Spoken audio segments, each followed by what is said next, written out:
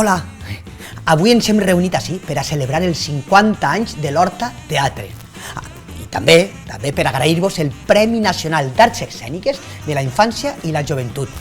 Sense vosaltres res d'això seria possible. I ho anem a celebrar de la millor manera que sabem, jugant a fer teatre. Juguem a fer teatre?